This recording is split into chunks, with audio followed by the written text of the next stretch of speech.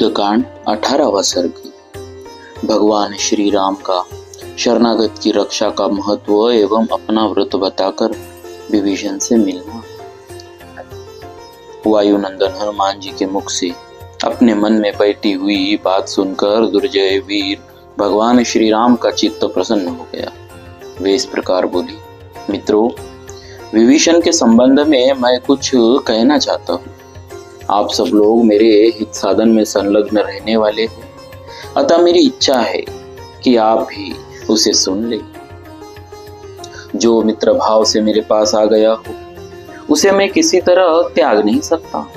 संभव है उसमें कुछ दोष भी हो, परंतु दोषी को आश्रय देना भी सत्पुरुषों के लिए निंदित नहीं। अतः विभीषण को मैं अवश्य अपनाऊंगा। वानरराज सुग्रीव ने भगवान श्री राम के इस कथन को सुनकर स्वयं भी उसे दोहराया और उस पर विचार करके यह परम सुंदर बात कही, प्रभु, यह दुष्ट हो या अदुष्ट, इससे क्या है, तो यह निशाचर ही। फिर जो पुरुष ऐसे संकट में पड़े हुए अपने भाई को छोड़ सकता है, उसका दूसरा ऐसा कौन संबंधी होगा जिसे वह त्याग न सके। वानरराज सुग्रीव की यह बात सुनकर सत्य पराक्रमी श्री रघुनाथ जी सबकी ओर देखकर कुछ मुस्कुराए और पवित्र लक्षण वाले लक्ष्मण से इस प्रकार बोले, सुमित्रानंदन, इस समय वानरराज ने जैसी बात कही है वैसी कोई भी पुरुष शास्त्रों का अध्ययन या गुरुजन की सेवा किए बिना नहीं कह सकता। परंतु सुग्रीव, तुमने विभीषण में जो भाई के परित्याग रूप दोष की उद्भावना की है, उस विषय में मुझे एक ऐसे अत्यंत सूक्ष्म अर्थ की प्रतीति हो रही है जो समस्त राजाओं में प्रत्यक्ष देखा गया है और सभी लोगों में प्रसिद्ध है। मैं उसी को तुम सब लोगों से कहना चाहता हूँ। राजाओं के छिद्र दो प्रकार के बताए गए हैं। एक तो उसी कुल में उत्पन्न हुए जाति भाई और दूसरे पड़ोसी देशों के निवासी। ये संकट में पड़ने पर अपने विरोधी राजा या राजपुत्र पर प्रहार कर बैठते हैं। इसी भय से यह विभीषण यहाँ आया है। इसे भी अपने जाति भाइयों से भय है, जिनके मन में पाप नहीं है। ऐसे एक कुल में उत्पन्न हुए भाई बंधु अपने कुटुंबी जनों को हितैषी मानते हैं, परंतु यही सजातीय बंधु अच्छा होने पर भी प्राय राजाओं के लिए शंकनीय होता है। रावण भी विभीषण को शंका की दृष्टि से देखने लगा है, इसीलिए इसका अपनी रक्षा के लिए यहाँ आना अनुचित नहीं है। अतः तुम्हें इसके ऊपर भाई के त्याग का दोष नहीं लगाना चाहिए। तुमने शत्रु पक्षीय सैनिकों को अपनाने में जो यह दोष बताया है, वह बताया है कि वह अवसर देखकर प्रहार कर बैठता है, उसी के विषय में मैं तुम्हें यह नीति शास्त्र के अनुकूल उत्तर दे रहा हूँ। सुनो, हम लोग इसके कुटुंबी तो है नहीं, अतः हमसे स्वार्थ हानि की आशंका इसे नहीं है और यह राक्षस राज्य पाने की अभिलाषी है, इसीलिए भी यह हमारा त्याग नहीं कर सकता। इन राक्षसों में बहुत से लोग बड़े विद्वान भी होते हैं, अतः वे मित्र होने पर बड़े काम के सिद्ध होंगे। इसीलिए विभीषण को अपने पक्ष में मिला लेना चाहिए। हमसे मिल जाने पर ये विभीषण आदि निश्चिंत एवं प्रसन्न हो जाएंगे। इनकी जो यह शरणागति के लिए प्रबल पुकार है, इससे मालूम होता है राक्षसों में एक दूसरे से भय बना हुआ है। इसी कारण से इनसे परस्पर फूट होगी, और ये नष्ट हो जाएंगे। इसीलिए भी विभीषण को ग्रहण कर लेना चाहिए। तात सुग्रीव, संसार में सब भाई भरत के ही समान नहीं होते, बाप के सब बेटे मेरे ही जैसे नहीं होते, और सभी मित्र तुम्हारे ही समान नहीं हुआ करते।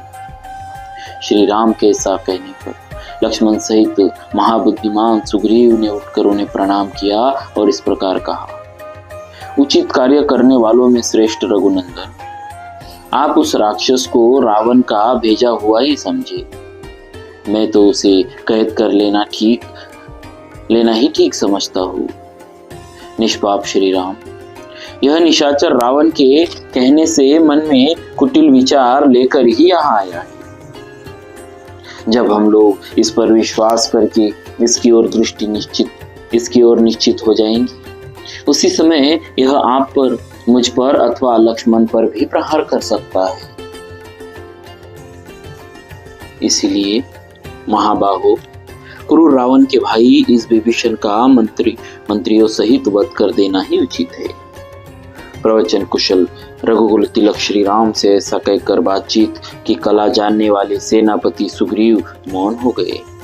सुग्रीव का वह वचन सुनकर और उस पर भली भांति विचार करके श्री राम ने उन वानर शिरोमणि से यह परम मंगलमयी बात कही। वानर राज, विभीषण दुष्ट हो या साधु, क्या यह निशाचर किसी तरह भी मेरा सूक्ष्म से सूक्ष्म रूप में भी अहित कर सकता है? वानर युगपते, यदि मैं चाहूं तो पृथ्वी पर जितने भी पिशाच, दानव, यक्ष और राक्षस है, उन सबको एक अंगुली के अग्रभाग से मार सकता हूँ। सुना जाता है कि एक कबूतर ने अपनी शरण में आए हुए अपने ही शत्रु एक व्याध का यथोचित आतिथ्य सत्कार किया था और उसे निमंत्रण दे अपने शरीर के मांस का भोजन कराया था। उस व्याध ने उस कबूतर की भारिया कबूतरी को पकड़ लिया था, तो भी अपने घर आने पर कबूतर ने उसका आदर किया। फिर मेरे जैसा मनुष्य शरणागत पर अनुग्रह करे, इसके लिए तो कहना ही क्या है। पूर्व काल में कण्व मुनि के पुत्र सत्यवादी महर्षि कंडू ने एक धर्म विषयक गाथा का गान किया था। उसे बताता हूँ, सुनो। परंतप यदि शत्रु भी शरण में आए और दीन भाव से हाथ जोड़कर दया की याचना करे तो उस पर प्रहार नहीं करना चाहिए। शत्रु दुखी हो या अभिमानी, यदि वह अपने विपक्षी की शरण में जाए तो शुद्ध हृदय वाले श्रेष्ठ पुरुष को अपने प्राणों का मोह छोड़कर उसकी रक्षा करनी चाहिए। यदि वह भय, मोह अथवा किसी कामना से न्यायानुसार यथाशक्ति उसकी रक्षा नहीं करता तो उसके उस पाप कर्म की लोक में बड़ी निंदा होती है। यदि शरण में आया हुआ पुरुष संरक्षण न पाकर उस रक्षक के देखते देख से नष्ट हो जाए तो उसके सारे पुण्य को अपने साथ ले जाता है। इसी प्रकार शरणागत की रक्षा न करने में महान दोष बताया गया है। शरणागत का त्याग स्वर्ग और सुयश की प्राप्ति को मिटा देता है और मनुष्य के बल और वीर्य का नाश करता है। इसीलिए मैं तो महर्षि कंडू के उस यथार्थ और उत्तम वचन का ही पालन करूं, क्योंकि वह परिणाम में यश, धर्म, यश और स्वर्ग की प्राप्ति कराने वाला है। जो एक बार भी शरण में आकर मैं तुम्हारा हूँ ऐसा कहकर मुझसे रक्षा की प्रार्थना करता है, उसे मैं समस्त प्राणियों से भय कर देता हूँ। यह मेरा सदा के लिए व्रत है। अतः कपि श्रेष्ठ सुग्रीव, वह विभीषण हो या स्वयं रावण आ गया हो, तुम उसे ले आओ। मैंने उसे अभेदान दे दिया। भगवान श्री राम का यह वचन सुनकर वानरराज सुग्रीव ने सौहार्द से भरकर उनसे कहा, धर्मज्ञ, लोकेश्वर शिरोमणि, आपने जो यह श्रेष्ठ धर्म की बात कही है, इसमें क्या आश्चर्य है, क्योंकि आप महान शक्तिशाली और सन्मार्ग पर स्थित है। यह मेरी अंतरात्मा भी विभीषण को शुद्ध समझती है। हनुमान जी ने भी अनुमान और भाव से उनकी भीतर बाहर सब ओर से भली भांति परीक्षा कर ली है। अतः रघुनंदन, अब विभीषण शीघ्र ही यहाँ हमारे जैसे होकर रहे और हमारी मित्रता प्राप्त करे। अतः